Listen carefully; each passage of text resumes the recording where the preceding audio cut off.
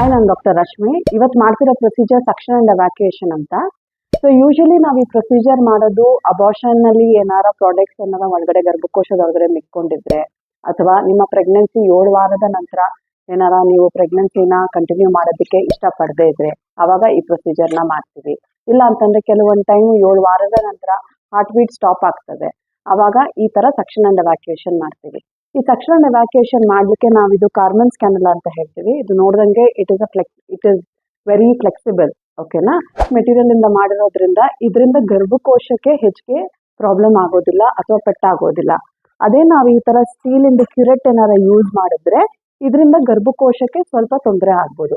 ಹಾಗಾಗಿ ಇಲ್ಲಿ ನಾನು ಆದಷ್ಟು ಇದನ್ನ ಅವಾಯ್ಡ್ ಮಾಡ್ತೀನಿ, ಯೂಸ್ ಮಾಡೋದೇ ಇಲ್ಲ ಇದ್ರನ್ನು.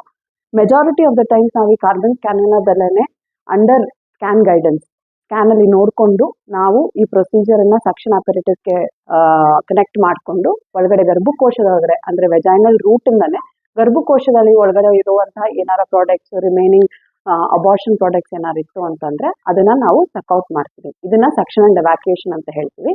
ಇದನ್ನ ನಾವು IV ಸೆಡೇಷನ್ ಅಲ್ಲಿ ಮಾಡ್ತೀವಿ. ಸೊ ಹಾಗಾಗಿ ಪ್ರೊಸೀಜರ್ ಒಂದು 5 to 10 minutes, ಮ್ಯಾಕ್ಸಿಮಮ್ 15 minutes ಇರಬಹುದು majority of the times.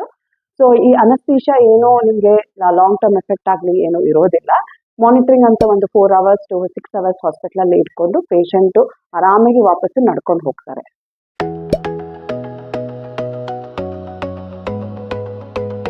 Normal ಆಗಿ ಒಂದು ಅಬಾರ್ಷನ್ ಮಾಡಿಸ್ಕೊಳ್ಬೇಕು ಅಂತಿದ್ರೆ ರೀಸನ್ಸ್ ಏನೇ ಆಗಿರ್ಬೋದು, ನಿಮಗೆ ಪ್ರೆಗ್ನೆನ್ಸಿ ಕಂಟಿನ್ಯೂ ಮಾಡಲಿಕ್ಕೆ ಇಷ್ಟನೇ ಇಲ್ಲದೆ ಇರಬಹುದು, ಅಥವಾ ಪ್ರೆಗ್ನೆನ್ಸಿ ಮುಂದಕ್ಕೆ ಚೆನ್ನಾಗಿ ಹೋಗದೆ ಇರಬಹುದು.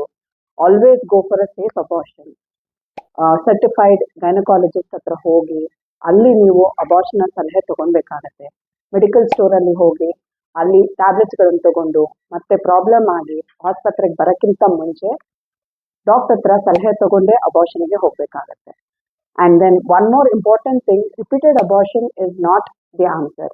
ಸೊ ಹಾಗಾಗಿ ನಿಮಗೆ ಪ್ರೆಗ್ನೆನ್ಸಿ ಪ್ಲಾನಿಂಗ್ ಅಲ್ಲಿ ಇಲ್ಲ ಅನ್ಸಿದ್ರೆ ಕಾಂಟ್ರಸೆಪ್ಷನ್ ಅನ್ನ ಯೂಸ್ ಮಾಡಿ. ಅದು ಕಾಂಡಮ್ಸ್ ಆಗಿರ್ಬೋದು, ಇಲ್ಲ ಕಾಪಟಿ ಆಗಿರ್ಬೋದು, ಇಲ್ಲ ಕಾಂಟ್ರಸೆಪ್ಟಿವ್ ಪಿಲ್ಸ್ ಆಗಿರ್ಬೋದು, ತುಂಬಾ ಆಪ್ಷನ್ಸ್ ಇರ್ತದೆ.